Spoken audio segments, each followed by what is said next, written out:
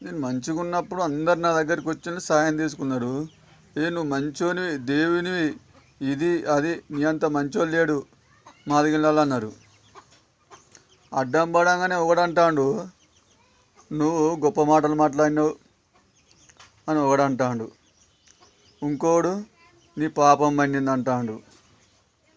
ఇంకోడు వాడు మంచిగా ఉన్నప్పుడు ఇక్కడ బండి ఆపపోయేది అని ఇంకోడు అంటాడు. ఇంకోడు అంటాడు, వాడు మంది అప్పులు తెంగిండు అని ఇంకోడు అంటాడు. ఇక మా అవ్వతోటి ఇల్లు నీదే గుంజుకో అని మా అవ్వతోటి గిన్ని మాటలు చెప్తాను.